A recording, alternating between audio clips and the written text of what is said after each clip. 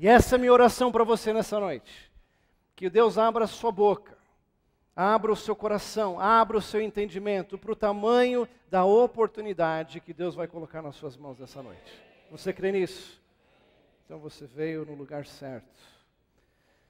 Queria ler a palavra de Deus em Colossenses capítulo 3, versículos 23 e 24.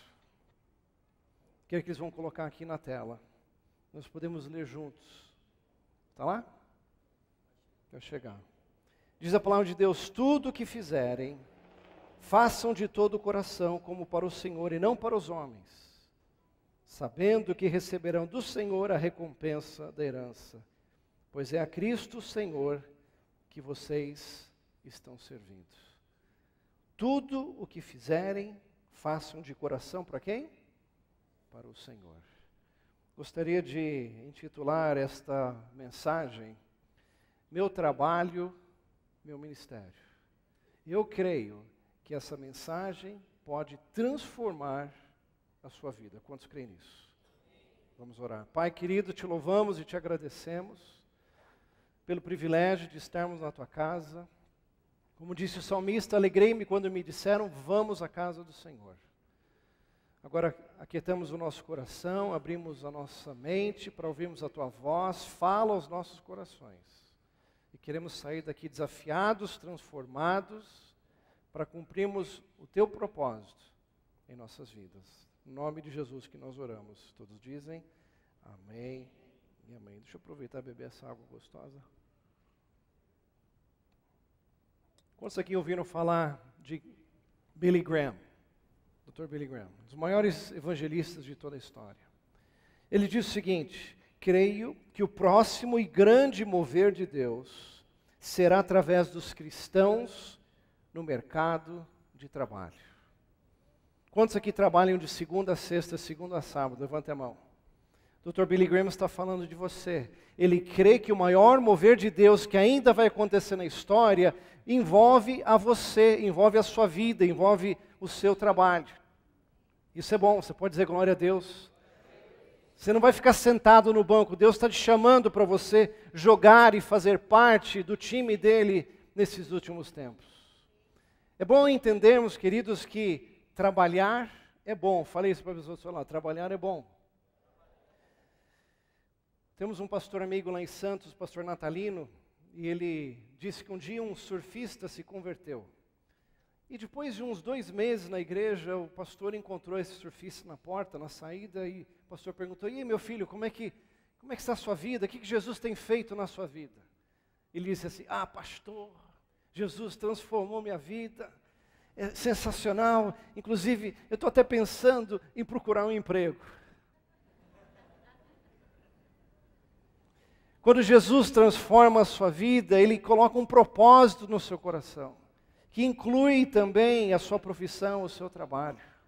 Essa palavra trabalho na Bíblia aparece mais de 800 vezes, mais do que as palavras adorar, louvar, cantar ou tocar. É trabalhar. Deus nos chamou para trabalhar. É importante nós sabemos que Deus quer trabalhar através das nossas vidas. Como é importante você entender o porquê você faz algo. Queria fazer uma ilustração aqui. Imagine se nós tivéssemos aqui uma viga de aço, mais ou menos aqui. Quanto tem de largura aqui, de ponta a ponta? 13 metros. Imagina 10 metros, 13 metros, mais ou menos uns 30 centímetros de largura. Quantos de vocês cruzariam de uma ponta a outra? Se essa viga estivesse mais ou menos 50 centímetros de altura, eu daria R$100 para você cruzar. Quantos fariam isso? Bem, os outros não estão tão desesperados, mas tudo bem. Agora vamos fazer uma coisa um pouco mais emocionante. Vamos colocar essa viga agora no topo de 2 edifícios de 100 andares, ou 100 metros, melhor, 100 metros, lá em cima, 100 metros. A mesma viga, 10 metros de comprimento, 30 de largura, e agora uma viga encostada na ponta de um prédio e outra viga no outro prédio.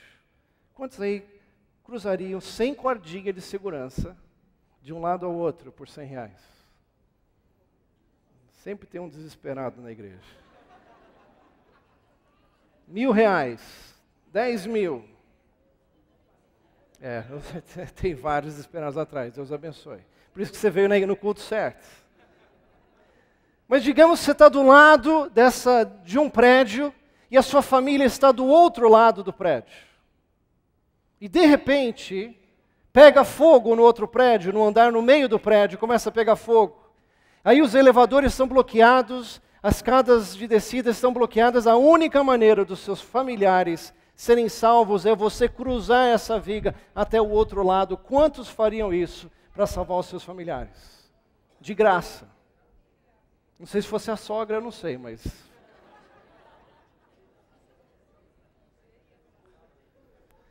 O que mudou? O porquê mudou. O porquê você faria isso mudou na sua vida. E como é importante você entender o porquê você trabalha. Você trabalha, além de ganhar dinheiro, tem um propósito muito especial que Deus tem para a sua vida. E como é importante você entender nessa noite o porquê do trabalho, o porquê que Deus tem algo especial para realizar na sua vida, algo sobrenatural que Ele quer fazer. Saiba que Deus quer trabalhar através de você. Fale isso na primeira pessoa, diga: Deus quer trabalhar através de mim. Fale para a pessoa do seu lado: Deus quer trabalhar através de você. Nós estamos em parceria com este nosso Deus. A palavra de Deus diz em Provérbios 12:11, aquele que trabalha a sua terra terá comida em abundância, em fartura. E lendo esses versículos, esse versículo de Provérbios, anos atrás, as letrinhas S-U-A saltaram da Bíblia. Eu comecei a perguntar: Deus, o que é a minha terra que eu preciso trabalhar? A minha terra é quem eu sou. Resultado da minha família, da minha origem, da minha descendência, dos meus estudos, do meu conhecimento, dos meus dons, dos meus talentos, dos meus dons espirituais. Tudo isso é minha terra. E Deus disse: você, quem trabalha a sua terra, tem que trabalhar essa terra, desenvolver a sua terra. Quem faz isso, a promessa de Deus é: haverá alimento em fartura para você. Pare de trabalhar a terra dos outros e trabalhe a sua terra. Seja quem você é. Deus criou você para ser você. E se você não for você, quem será você no seu lugar? Trabalhe a sua terra. Você vai dizer: mas pastor, eu tenho que trabalhar a minha terra e servir a Deus dentro da igreja? Sim. Mas não somente a igreja. Mas eu vou trabalhar e servir a Deus em casa, nas células? Sim. Mas não somente lá. Você tem contato com pessoas todos os dias. E Deus está dizendo para você: olha, o seu trabalho também é o seu ministério. Lá onde você passa a maior parte do tempo, é lá que eu quero que você comece a influenciar, para que você possa fazer discípulos e você possa cuidar e gerar pessoas em Cristo, para que a sua vida tenha significado. Interessante que na igreja hoje nós conhecemos duas palavras: o sagrado e o secular. E essa foi a mentalidade grega que penetrou a igreja muitos anos atrás, onde Platão disse que Deus é santo, Deus é sagrado, e todas as coisas que pertencem a Deus estão longe do homem, o homem que jaz no mundo, nesse mundo secular, nesse mundo maligno. E aí nós temos essas palavrinhas que foram criadas, onde você tem o clero, que é sagrado, e você tem os leigos, que estão no mercado de trabalho. Onde você tem quem é ministro na igreja, mas fora da igreja é um servo. E você tem aquele trabalho que é feito dentro da igreja, aquele trabalho que é feito lá fora no mundo. E você tem aquele que é obreiro na casa de Deus e aquele que é um trabalhador de segunda a sexta, segunda a sábado. Mas para Deus, meus queridos, esse conceito, para Deus não existe separação entre sagrado e secular. Para Deus, tudo é uma coisa só.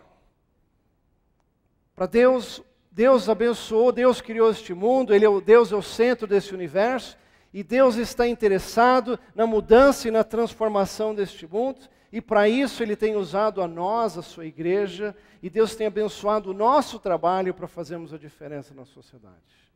como sal da terra e como luz deste mundo.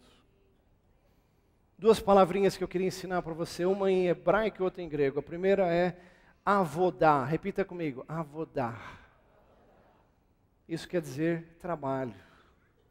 Mas também quer dizer adoração. Ou seja, para Deus, trabalhar é uma expressão de adoração a Ele. E quando você adora a Deus, isso é um trabalho. É por isso que todos os judeus, quando levantam todas as segundas-feiras e vão trabalhar, o judeu trabalha muito. Você já conheceu um judeu que não trabalha? Ou um judeu que não é próspero? Pois esta é a mentalidade dele: eu vou sair para o trabalho hoje, vou me unir a Deus, Deus vai me abençoar, vai ser uma grande bênção. Aí os crentes, quando vão para o trabalho segunda-feira, oh Deus, misericórdia, tem que ir para aquele trabalho horrível, aguentar aquele chefe endemoniado, e aqueles colegas de trabalho que parecem um inferno. Oh Deus, poupe-me disso, Senhor. Não vejo a hora de chegar o sábado ou domingo e voltar na casa de Deus. Quando você voltar para o trabalho amanhã, meio período, aleluia, você vai voltar com olhos diferentes, com um propósito diferente, sabendo que lá o seu trabalho é o seu ministério. No grego, a palavra diaconia, repita comigo, diaconia. Agora você fala, pessoal, olha, eu já sei falar hebraico e grego, ó. Diaconia. Diaconia quer dizer serviço. Diaconia também quer dizer ministério, ou seja, servir e ministério é a mesma coisa. Ministro e servo é a mesma coisa. E Deus te chama para ser um diácono, um servo, não somente dentro da igreja, mas fora dela. Atuar e servir e fazer a diferença. Por isso que o salmista diz: consolida para nós, Senhor, a obra das nossas mãos. Consolida a obra das nossas mãos. Salmo 90, versículo 17. Quando você está em parceria com Deus, Deus vai abençoar a obra das suas mãos. Dr. Ed Silvoso escreveu um livro intitulado Ungido para os Negócios. E ele colocou uma frase muito importante, diz o seguinte: a maior ofensa que um crente pode fazer a Deus é dizer: eu não sou pastor, sou um simples leigo. Alguém já pensou nisso antes? Eu não posso servir a Deus, eu sou só um pastor. Isso faz parte de uma estratégia inteligente de Satanás para neutralizar todo um exército de cristãos já posicionados no mercado de trabalho. Alguns anos atrás, preguei numa igreja no Rio de Janeiro, uma igreja pequena, umas 100 pessoas. O pastor não tinha nem 30 anos de idade. E esse pastor me falou: pastor Mário, eu estou com um problema sério. Aqui na igreja tem um capitão do exército, ele tem uns 44 anos, ele está pensando em se aposentar para ser meu pastor auxiliar aqui na igreja. Agora você imagina, eu com 29 anos, ele com 44, 45, ele capitão do exército, numa igreja de 100 pessoas. Imagina os problemas que vão acontecer. Ele falou: por favor, conversa com ele. Aí nós preguei na igreja e fomos almoçar e, coincidentemente, eu sentei do lado do capitão. E começamos a conversar e eu disse: quais são os seus planos, capitão? Ele disse: o ano que vem eu pretendo me aposentar. Eu falei: que bom. Mas por que o irmão vai fazer isso? Aí ele disse assim: assim eu vou ter tempo livre para servir a Deus. E eu falei: é mesmo? Me fala um pouquinho do seu trabalho. Quantas pessoas hoje estão debaixo da sua autoridade, do seu comando? Ele disse: 2.700 soldados. Eu falei: muito bem. Eu falei: eu posso entrar no quartel para dar uma palestra, para fazer um culto? Ele falou: ninguém entra lá sem minha autorização. Eu falei: se o senhor não se aposentar agora, no próximo ano, e permanecer no exército por mais 20 anos, quantas pessoas podem estar? Onde o senhor pode chegar? Ele disse: general. Quantas pessoas vão estar debaixo da sua autoridade? Ele disse: centenas de milhares. Aí eu disse a palavra de Mordecai, que falou para Esther: será que não foi para uma posição como esta, um momento como este, que Deus te colocou onde você está?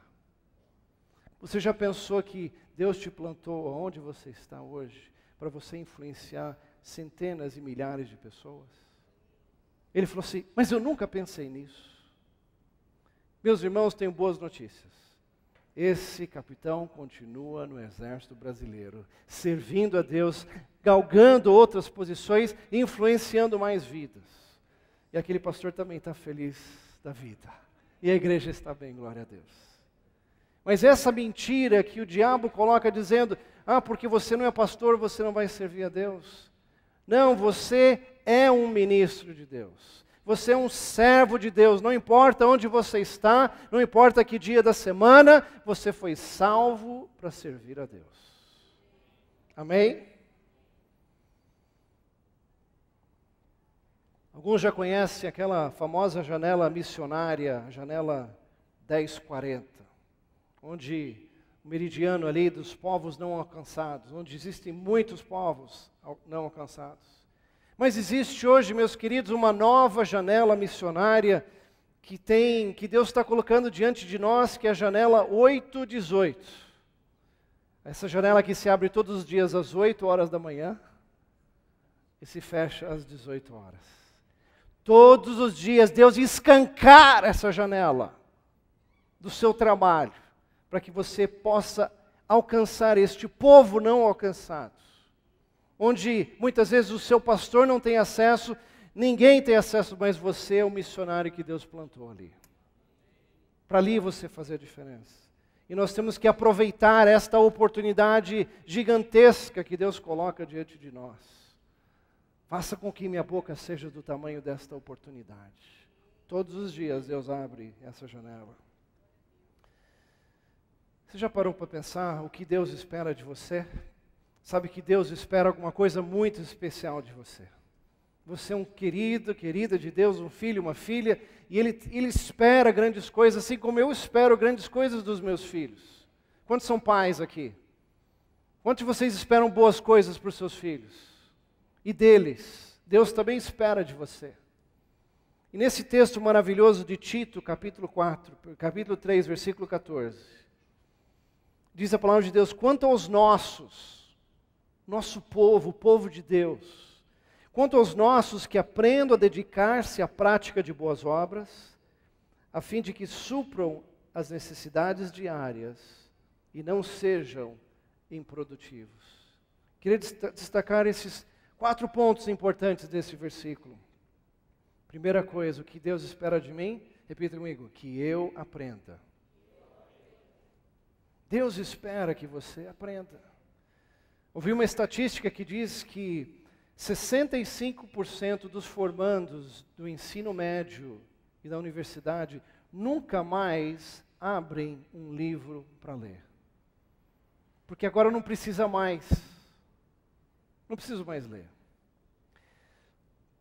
Esses dias eu estava viajando, estive nos Estados Unidos, e ali encontrei uma amiga nossa de muito tempo, da nossa família, e ela tinha na casa dela uns vídeos, e ela passou para a gente o vídeo da minha formatura na universidade. E com muita alegria estava recordando vendo aquele vídeo especial. Está vendo a foto lá? Lindo, né? Quando eu tinha cabelo na época. Parecido com os meus filhos de hoje.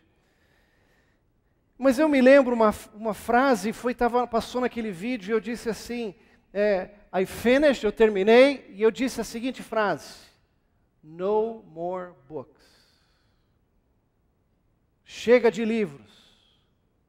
E eu voltei para ouvir aquilo, eu falei, eu não acredito que eu falei isso. Há 20 e tantos anos atrás. Essa era a minha mentalidade. Eu só fazia prova, só lia livros, só para fazer prova, para passar no final de ano, e acabou. E foi assim que eu passei a maior parte da minha educação formal. E aí eu me lembro que alguns anos depois, morando ali em Dallas, fui para uma igreja nova, comecei agora já com 20 e poucos anos de idade, comecei a participar do Ministério dos Homens. Glória a Deus, já não sou mais criança, juvenil, já sou homem. E aí no Ministério dos Homens o líder fala, meus irmãos, essa semana nós vamos começar a ler um livro. Eu falei, estou fora. Eles falam, o livro que nós vamos estudar é do livro do Dr. John Maxwell.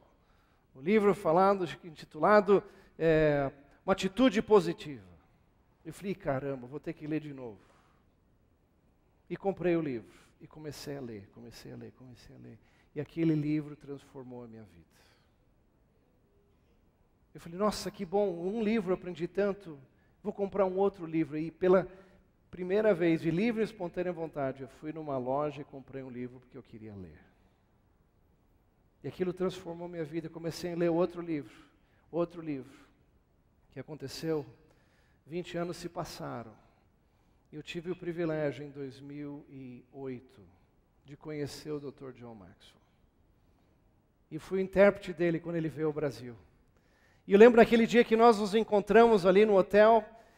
Eu falei, Dr. Maxwell, nós já somos amigos há mais de 20 anos. Ele falou, mesmo? Como? Eu falei, olha, nós já fomos para a praia juntos, nós já viajamos juntos, nós já jantamos juntos, tomamos café juntos, almoçamos juntos. Inclusive, Dr. Maxwell, nós até dormimos juntos na mesma cama.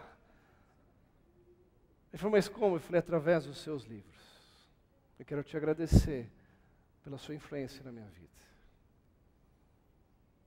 E hoje, agora, 3 meses atrás, pude fazer um curso de credenciamento para ser palestrante, treinador e coach do John Maxwell. Eu estava compartilhando isso com os nossos alunos ali em Atibaia, e um deles falou assim, professor, me explica uma coisa, como é que alguém que detestava livros hoje escreve livros? O que aconteceu? Ele falou, olha, esse abismo entre detestar e escrever foi preenchido com a leitura de livros. Queria perguntar a você, que livros você tem lido? Vai me dizer que você tem uma biblioteca de 66 livros em casa. Eu sei que você tem a Bíblia. Mas além da Bíblia, qual é o livro que você tem lido? Nós temos que alimentar a nossa mente com boas ideias, e um livro pode transformar a sua vida. Aprenda, participe de seminários, de conferências, de convenções, o máximo que você puder aprender, aprenda o máximo que você puder, e Deus vai te usar cada vez melhor.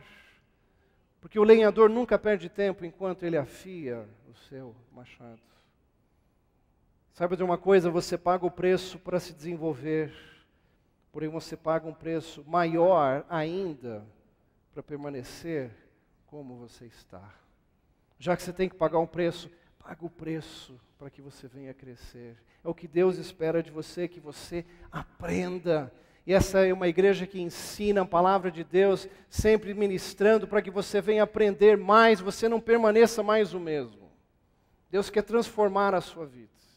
E para isso Ele precisa transformar, como diz em Romanos, a nossa mente. Para que a gente não vive mais conformado com este mundo. Porque o sucesso acontece quando a oportunidade se encontra com o preparo. Você não tem controle sobre a oportunidade, mas você tem controle sobre o seu preparo. Vá se preparando, Deus vai usar a sua vida. Amém, queridos? Glória a Deus. Segunda coisa, temos em Tito, que eu faça bem aquilo que é bom. Que eu dedique-se à prática das boas obras. Queridos, boas obras não é somente você dar esmola para alguém num ponto, num farol aqui em São Paulo. Também é, mas é uma gotinha. Boas obras é você fazer bem o seu trabalho. Se você é professor, fazer uma boa obra é dar a melhor aula possível. Se você é médico, você é enfermeira, você é motorista, você é vendedor, você é empresário, é você fazer aquilo que você faz bem feito. Se você é estudante, a sua melhor obra que você pode fazer é estudar. Para que você passe, para que você tenha o conhecimento, já faz parte do preparo de Deus para a sua vida, para a sua carreira, para o seu futuro. Faça bem, com qualidade, aquilo que Deus já te chamou para fazer. Terceiro, que eu supra as necessidades. Diz a palavra de Deus, a fim que supra as necessidades diárias. Não somente as suas necessidades, mas as necessidades daqueles que estão ao seu redor. Quantos aqui já conhecem necessidades de pessoas ao seu redor? Como é bom você poder ter recursos para poder dizer, deixa que eu cuido, deixa que eu pago, deixa que eu banco, deixa eu ser bênção na sua vida. Isso é prosperidade. É você ter os recursos suficientes para você viver, investir no reino de Deus e suprir a necessidade de pessoas. É isso que Deus espera de você, que você pense além, se você pode ganhar mais, fazer mais, então faça, para que você tenha para suprir necessidades. E número 4, que eu tenha uma vida frutífera, ou seja, não sejam improdutivos. Uma coisa que Deus não gosta, não quer, é uma vida improdutiva. Hoje de manhã o pastor Dinei na nossa igreja estava falando sobre as cartas ali do Apocalipse. Em todas elas Deus disse, eu conheço as suas obras. E essas obras é o seu trabalho, aquilo que você faz a serviço do reino de Deus. Deus não quer que você viva uma vida improdutiva. Se você não tem produzido os frutos, eu tenho uma boa notícia para você. Hoje é o tempo de você mudar. Se você tem colhido coisas ou poucos frutos, porque você tem plantado pouco, hoje é o momento de você começar a plantar novos frutos, para que você venha colher no futuro muitos frutos. É isso que Jesus falou, eu sou a videira verdadeira, vocês são os ramos, e vocês vão produzir muitos frutos. Para isso foi que Deus te criou, para uma vida frutífera, um verão produtivo, grande na obra de Deus. Queridos, a melhor maneira de você produzir frutos é você ser o terceiro onde você está. Essa atitude de terceiro, onde Deus é o primeiro na sua vida, as pessoas vêm em segundo lugar e você é o terceiro. Você faz a diferença na vida das pessoas. Estava agora ministrando em Newark, ali nos Estados Unidos, agora 2 meses atrás, e num casamento eu mencionei para o casal que eu estava casando, falei para eles, o segredo do casamento de vocês é que vocês sejam o terceiro. Que Deus seja o primeiro na sua vida, vocês amem um ao outro e vocês sejam o terceiro. E no dia seguinte estava ministrando sobre isso na igreja, e um jovem que estava no culto disse que ele estava indo para a igreja com a esposa, e ele passou num viaduto e viu um carro parado com uma roda faltando. Deve ter soltado a roda.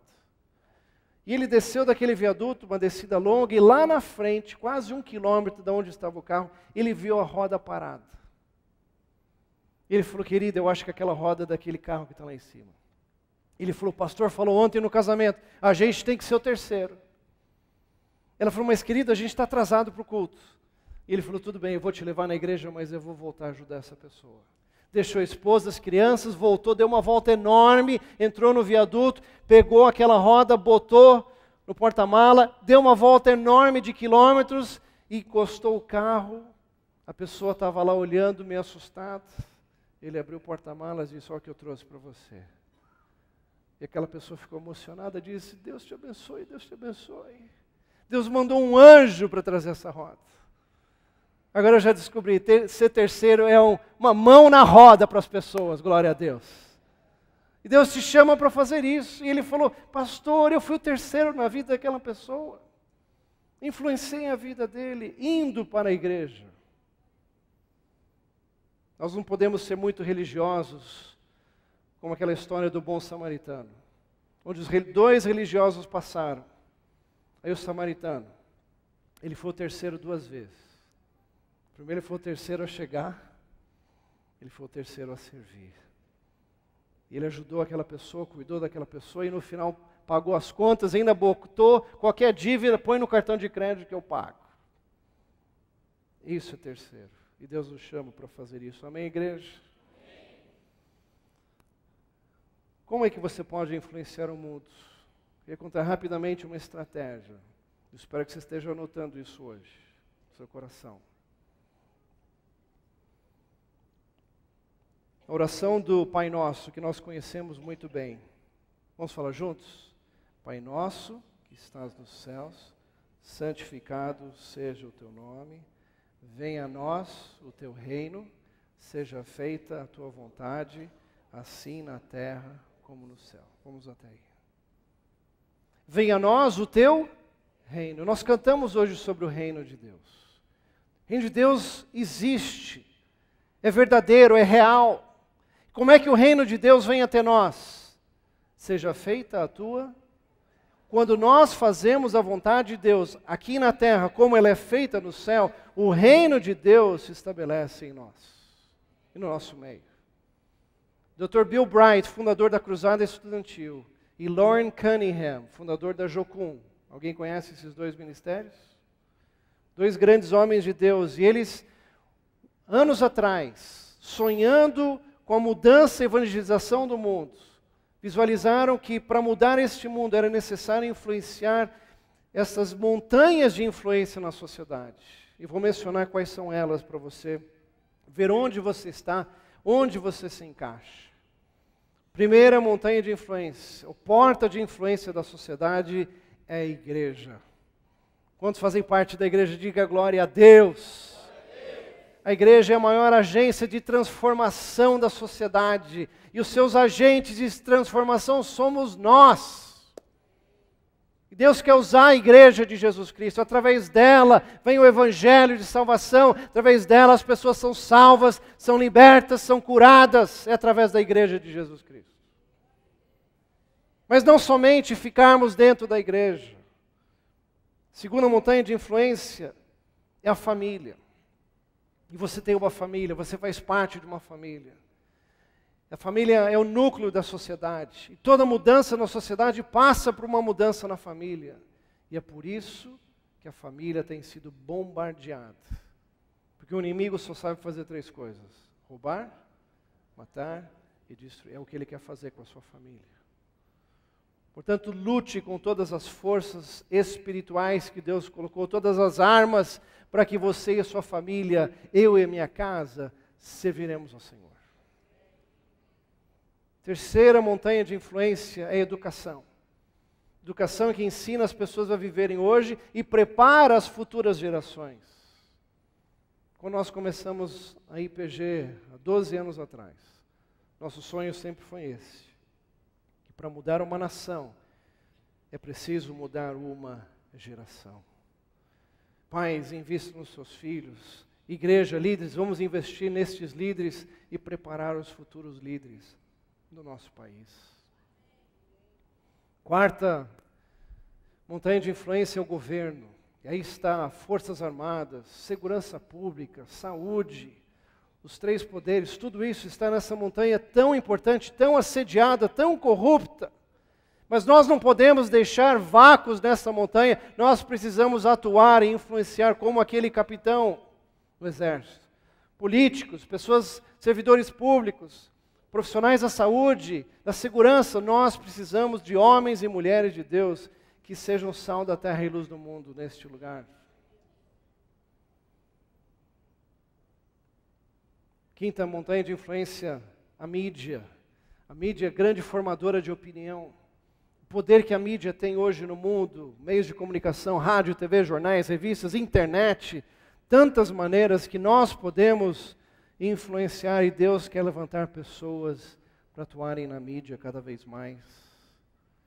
Sexta montanha de influência é o mundo do entretenimento, os artistas e os atletas.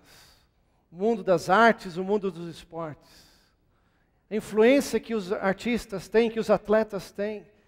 Prova disso, Copa do Mundo no Brasil, a abertura foi vista por mais de 1 bilhão de pessoas no mundo. O mundo para, ou parte do mundo para, o Brasil para ver jogadores. Não sei se vocês se lembram daqueles irmãos em Cristo na Copa de 2002, que foram campeões mundiais. 2 cristãos nós tínhamos pelo menos naquele time, Kaká e Lúcio, quantos se lembram deles? No final daquela grande vitória do Brasil, eles levantaram a camisa, estava escrito lá, Jesus loves, Jesus saves. E eu tenho um amigo que é missionário, professor do Instituto Haggai, que, lá na Índia. E na Índia, o pessoal joga, eles são ruins de futebol. E toda vez que o Brasil joga, o Brasil é o time da Índia na Copa do Mundo. E quando o Brasil venceu aquela Copa, o povo daqueles indianos ali naquela vila, onde esse nosso amigo já trabalhava há anos, vieram falar com o pastor, pastor, é o seguinte, o mesmo Jesus do Lúcio e do Cássio é o mesmo Jesus que você tem nos falado e pregado todos esses anos? Ele disse, é o mesmo. Eles disseram, agora nós queremos ouvir o que você tem para falar. Influência dos atletas mais mídia. Centenas de pessoas se converteram por causa disso. Como Deus tem usado e quer levantar atletas, quer levantar artistas, para que influencie nos meios. E por último, o mundo dos negócios, o mundo financeiro que sustenta todas as coisas, viabiliza todas as coisas. Lá no comércio, lá no trabalho. Eu pergunto a você, qual dessas montanhas é a sua montanha? Onde Deus te colocou? Talvez tenha te colocado em mais montanhas. Nós precisamos orar mais por você. Mas Deus quer te usar cada vez mais, então qual delas você está? Deus quer usar você para que você faça e ganhe essas pessoas que estão lá e use a influência que você já tem com os seus funcionários, com os seus colegas, para que você possa viver o Evangelho para eles. Como disse a palavra, alguém disse, pregue o Evangelho e, se necessário, use palavras. Deus te chama para isso. Eu sei que o tempo está passando, mas eu queria só mencionar 7 Cs para você escalar a sua montanha. Primeiro, competência. Seja competente naquilo que você faz.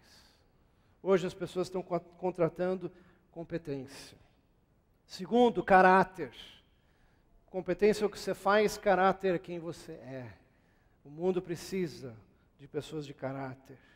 Terceiro, chamado. Descubra o chamado de Deus. E essa noite, Deus está chamando a você. E a sua resposta tem que ser, eis-me aqui, Senhor, envia-me a mim. Estou disposto, disponível. Una-se a Deus no que Ele quer fazer hoje. Colaboração. Você vai descobrir que sozinho você não vai poder fazer. Você precisa trabalhar em colaboração com outras pessoas de outras montanhas. Outro C. Comunicação. Você vai precisar comunicar a palavra, a mensagem que Deus colocou no seu coração. Outro C, você vai precisar crer. O que Deus está te chamando para fazer é maior do que você pode fazer sozinho. Como diz o Dr. Haggai, almeje algo tão grande para Deus, que certamente fracassará se Deus não estiver presente. Creia no poder de Deus. E por último, tenha coragem. Virão sim Sambalates, Tobias, oposições, mas seja forte e corajoso, não temas nem te espantes, porque o Senhor teu Deus é contigo. E siga caminhando, vá em frente. Deus tem grandes coisas para a sua vida. Em nome de Jesus. Um dia Deus chamou um homem, Moisés, para fazer uma mudança que era necessária com o seu povo. E você lembra da história, Moisés havia passado 40 anos no Egito, filho da filha de Faraó, tinha tudo que precisava, tudo que ele queria, tinha dinheiro, prestígio, posição, tinha o camelo do ano. Alguns vão entender essa só no café da manhã depois, mas tudo bem. E aí ele descobriu o chamado de Deus, que ele ia libertar o seu povo, e ele agiu na hora errada, da maneira errada, e ele perdeu tudo, um outono, perdeu tudo, fugiu para o deserto. E lá Deus começou 40 anos de cura, de inverno na vida de Moisés. E quando esse tempo terminou, Deus desceu para falar com ele. Lá em Êxodo 3, aquele diálogo, a sarça ardente. E depois de Deus tentar persuadir Moisés, ele relutar tantas vezes, não, você tem o nome errado, eu não sei falar direito, Deus falou, Moisés, o que é isso na sua mão? E ele disse, Deus, é uma vara. Essa vara representava o instrumento de trabalho de Moisés, pois ele por aqueles 40 anos foi pastor de ovelhas. E aquela vara também representava o símbolo da profissão de Moisés. E Deus falou, Moisés, o que é isso na sua mão? Uma vara. E você sabe a história. Ele falou, abre mão dessa vara. Ele abriu, ela se transformou em uma serpente. Isso para você entender que o seu trabalho pode ser perigoso. se ele permanecer nas suas mãos. Depois Moisés tomou aquela vara de novo, aquela serpente se tornou vara, e Deus disse para ele, diz a palavra de Deus, em Êxodo 4:17, e leve na sua mão esta vara, e com ela você fará sinais miraculosos. Vou falar isso de novo, porque eu só ouvi um amém. E com esta vara você fará sinais miraculosos. Amém. Ou seja, Deus quer que através do seu trabalho você faça sinais e prodígios. Lá no seu trabalho, através do seu trabalho, com as pessoas que Deus colocou ali do seu lado. Lá milagres vão acontecer. Milagres não precisam somente acontecer aqui. Podem acontecer na sua casa, na sua célula, mas lá no seu trabalho milagres vão acontecer. Com essa sua vara, símbolo do seu trabalho. E Moisés obedeceu a Deus. Diz a palavra de Deus que levou a sua mulher, seus filhos montados num jumento e partiu de volta para o Egito. Ou seja, nunca faça o seu trabalho em detrimento da sua família. Leve a sua família junto com você. Estou feliz da vida de estar aqui com minha esposa e com os meus filhos. Tenho um carinho por seus pastores. Uma família unida. Sua esposa e seus 3 filhos. E as netas. Juntos. Caminhando juntos. E ainda diz a palavra de Deus, e levava na mão a vara de Deus. Queridos, antes daquela experiência, Moisés tinha nas mãos a vara de Moisés. E depois daquele encontro com Deus, Moisés levou na sua mão a vara de Deus. E essa noite você chegou aqui neste lugar trazendo o seu trabalho. Mas você vai sair daqui nesta noite levando nas mãos o trabalho de Deus. E lá Deus vai fazer grandes coisas. Em você, através de você. Não é mais a sua profissão, é de Deus. É a vara de Deus, é o seu trabalho é de Deus. Sua vida é de Deus, seus dons são de Deus. Você leva nas suas mãos. Queria que nós víssemos um vídeo, podia abaixar as luzes aqui, um breve vídeo que fala e mostra de uma pessoa que influencia muitas vidas. Um trabalho simples e humilde, assim como talvez o seu seja. Mas você vai descobrir como você influencia mais pessoas do que você pode imaginar. Preste atenção.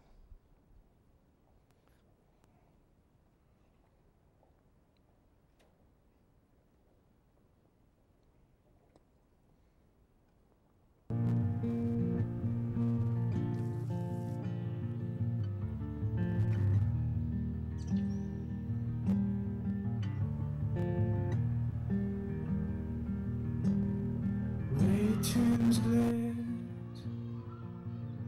No need to make haste, my dear. The mountains are still and the trees cast out the fear. Feel the love around you. No matter what you do, let everything go. Reap what you sow.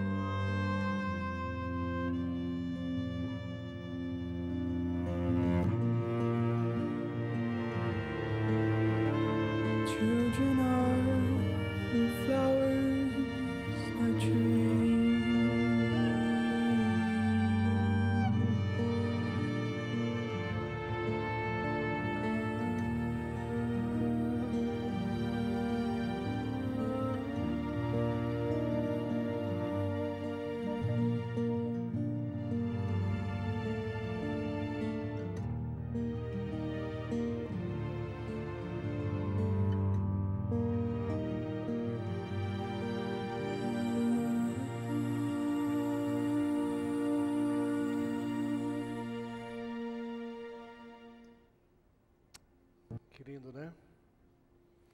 Você influencia mais pessoas do que você pode imaginar com o seu trabalho. Eu gostaria de concluir nesta noite contando uma história muito especial. Quantos aqui querem ter uma vida extraordinária? Preste atenção nessa história, ela vai mudar a sua vida. Milhares de anos atrás, naquela região do Oriente Médio, as pessoas não tinham água encanada em casa. E era a tradição daquelas mulheres saírem de casa e puxarem água lá do poço e trazer de volta para casa. E um dia essa moça estava trazendo um cântaro de água e um senhor, um estranho, um viajante, a abordou e disse: eu estou com sede, você pode me dar um pouco de água para beber? E ela, pois não. Ela despejou aquele cântaro de água e deu água para ele beber. Mas como uma boa mulher, ela percebeu que aquele homem estava acompanhado de uns 10 camelos, cansados, ajoelhados daquela viagem. E ela, como uma boa mulher, disse assim: olha, o senhor quer que eu dê água para os seus camelos também? E ele, puxa, por favor. E aquela moça então voltou ao poço e começou a despejar água no bebedouro. E eu não sei se você sabe quantos litros de água são necessários para você encher o tanque de um camelo. De 100 a 150 litros de água, um camelo. 3 vezes o tanque de gasolina do seu carro. Vezes 10 camelos, estamos falando de 1.000 a 1.500 litros de água. Aquela moça deve ter ido e voltado do poço ao bebedouro, ao poço ao bebedouro, por horas. E aquele homem simplesmente olhando. Ao terminar aquele trabalho, aquele senhor chegou diante dela e deu joias de presente para ela. Agradeceu e disse: eu quero conhecer a sua família. E ela levou a sua casa e eles prepararam um grande jantar para esse senhor e a sua caravana. E antes daquele jantar, aquele homem disse: olha, eu preciso contar para você a razão, a missão da minha vinda aqui a esse lugar. Na verdade, eu fui enviado pelo meu patrão, ele me trouxe, me mandou até aqui, com uma incumbência de encontrar uma esposa para o único filho dele. E eu tinha essa missão importante. Eu fiz uma oração com Deus: Deus, eu não posso simplesmente escolher qualquer mulher desta tribo, que era o meu patrão. A mulher que eu escolher tem que ser uma mulher extraordinária. Então ele teve uma ideia, falou: Deus, olha, eu vou fazer o seguinte, a pessoa que eu pedir água para beber, ela me der água e também fizer o extra e oferecer para dar água para os meus camelos, essa será uma mulher extraordinária, essa vai ser a pessoa escolhida. E de todas aquelas mulheres que foram no poço aquele dia, somente uma ofereceu água para aquele senhor e deu água para os seus camelos. E aí aquele senhor então fez aquela declaração, aquela proposta de casamento e disse: olha, by the way, o meu filho do meu patrão é muito rico, ele é o herdeiro único de uma grande fortuna. E aquela moça aceitou casar-se com aquele jovem. E no dia seguinte, ela foi em direção ao seu destino para conhecer o seu futuro esposo. 4 palavrinhas que eu queria que você lembrasse nessa noite. Primeiro, de quem estou falando? O nome dessa moça? Rebeca. O que fez Rebeca uma pessoa extraordinária? Primeiro, ela estava disposta a cumprir com a expectativa daquela pessoa. E nós, como terceiros, precisamos cumprir com as expectativas que os outros têm a nosso respeito, de ajudar, de servir. Mas ela não parou aí, ela foi além. Segundo, EX, ela estava disposta a fazer o extra. E é justamente isso, o extra, o que torna uma pessoa extraordinária, é o extra que você faz, que a maioria das pessoas não quer fazer. Quantos aqui querem ser promovidos no emprego? Estou dando um segredo, a chave para você. Faça o extra que os seus colegas não querem fazer, não estão dispostos a fazer. Faça isso. Daqui um ano, nós voltamos a conversar. E quem vai ser o chefe dos seus colegas é você. Ela fez o extra e nós, queridos, temos que fazer o extra, caminhar a 2ª milha, fazer mais do que é esperado.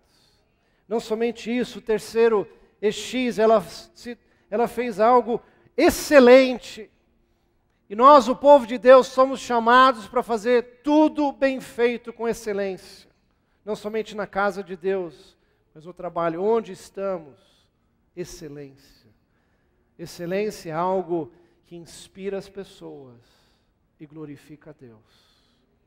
Faça excelente. Graças a Deus que Rebeca fez um trabalho excelente. Se ela tivesse enchido o tanque mais ou menos, 10 litros por camelo, no dia seguinte ela teria ficado no deserto. Ela fez algo excelente. E por último, Rebeca tornou-se um grande exemplo.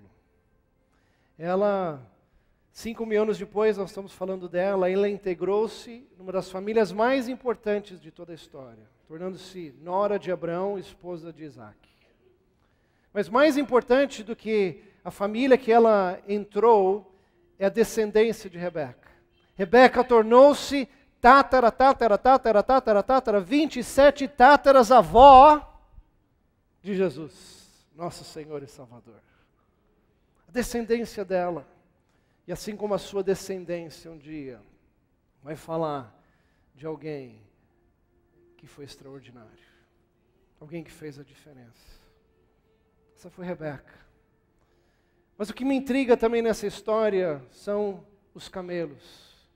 Eu queria dizer para você que há bênçãos escondidas nos camelos. Quantos recebem essa palavra? Os camelos de oportunidades que Deus coloca diante de você. 3 perguntinhas. Depois de Rebeca dar água para os camelos, aquele senhor ficou tão agradecido, ele já deu joias e presentes para ela. Onde estavam escondidas as joias? Nos camelos. Ou seja, Deus tem bênçãos, tem presentes, tem joias escondidas nos camelos para você. Quando você serve, quando você faz algo, você nunca sabe quem é aquela pessoa, ou quem ela conhece, ou o que ela pode fazer. Deus vai te abençoar. Segunda coisa, antes daquele jantar espetacular, aquele senhor revelou sua missão, Rebeca aceitou aquele pedido, ela recebeu mais roupas, mais presentes, e a família dela recebeu tesouros. Segunda pergunta, onde estavam os tesouros? Escondidos nos camelos. Ou seja, Deus vai abençoar você e vai abençoar a sua família em nome de Jesus. Quando você fizer o seu trabalho, algo extraordinário, haverá bênção sobre você e a sua casa. E no dia seguinte, Rebeca começou uma jornada até o seu destino final, para conhecer o seu futuro esposo e mudar a sua vida para sempre. A pergunta é: quem levou Rebeca até o seu destino? Os camelos. Ou seja, Deus vai usar você. E quando você se tornar uma pessoa extraordinária, fizer coisas extraordinárias, você vai descobrir o seu destino. Em nome de Jesus.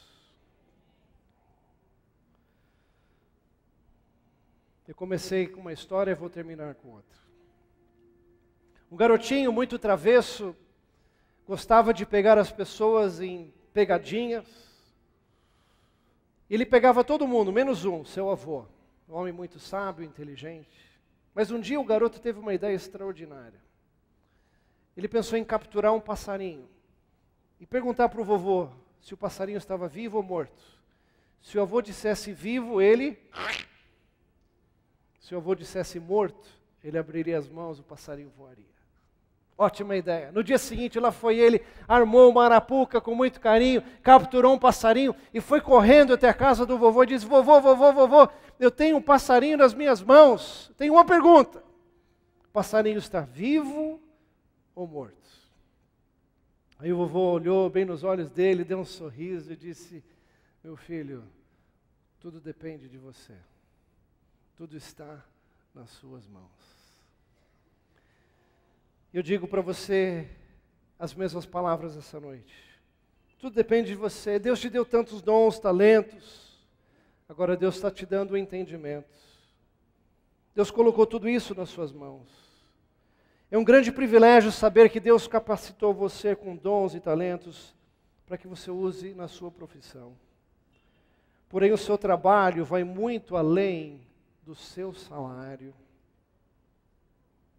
E faz parte dos planos de Deus, tanto para o sustento da sua família, como para a expansão do seu reino no mundo. Portanto, una-se a Deus com tudo que você é, com tudo que você tem, e então você viverá feliz e realizado, ao cumprir o destino e o propósito para o qual você foi criado. E lembre-se agora e sempre de um princípio que eu creio que vai transformar a sua vida. Que o seu trabalho é o seu ministério. Quantos creem nisso? Glória a Deus. Se nessa noite você aceita este desafio, você entendeu, e você quer fazer um compromisso com Deus, Deus, eu quero consagrar o meu trabalho, e reconheço que Ele é meu ministério. Onde você está, eu quero que você se coloque de pé e nós vamos orar. Se o ministério de louvor puder subir.